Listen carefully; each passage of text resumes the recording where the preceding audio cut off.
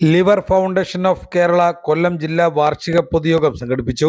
കരൾ മാറ്റിവെക്കൽ ശസ്ത്രക്രിയയ്ക്ക് വിധേയരായവരുടെ കൂട്ടായ്മയാണ് ലിവർ ഫൗണ്ടേഷൻ ഓഫ് കേരള.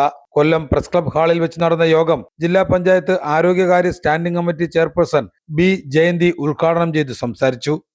എനിക്കൊരു സന്തോഷകരമായ ഒരു അവസ്ഥയിലല്ല ഞാൻ അവിടെ ഇരുന്നത്. ഞാൻ അവിടെ ഇരുന്നിട്ട് ഇവരുടെയൊക്കെ വാക്കുകൾ കേട്ടിട്ട് വൈസ് പ്രസിഡന്റ് ഒരു മെസ്സേജ് അയച്ചു.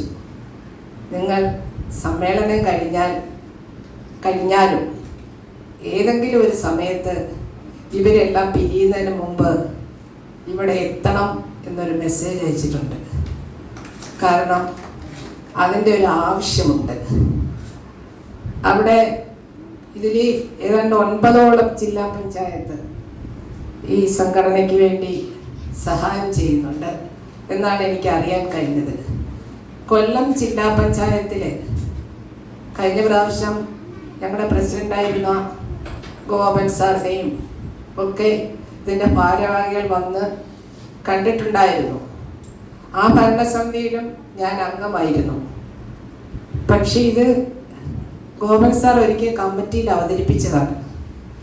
അവതരിപ്പിച്ചപ്പോൾ ഞങ്ങൾക്കുള്ള ഒരു പ്രായോഗിക ബുദ്ധിമുട്ട് അന്ന് ഉണ്ടായിരുന്നതെന്ന് പറയുന്നത്, കിഡ്നി ട്രാൻസ്പ്ലാന്റ് ചെയ്തവർക്ക് ഞങ്ങളുടെ ഭരണസമിതി വന്നതിന് ശേഷം, അതായത് 2020 തൊട്ട് ഇങ്ങോട്ട് വന്ന സർജറി ചെയ്തവർക്കൊക്കെ 1 ലക്ഷം രൂപ സാമ്പത്തിക സഹായവും മാത്രമല്ല ഈ ജില്ലയിലെ എല്ലാ കിഡ്നി പേഷ്യൻസിനുള്ള മരുന്നും സൗജന്യമായി ജില്ലാ പഞ്ചായത്തിൻ്റെ മെഡിക്കൽ സ്റ്റോറിൽ നിന്ന് വിതരണം ചെയ്തുകൊണ്ടിരിക്കുകയാണ്.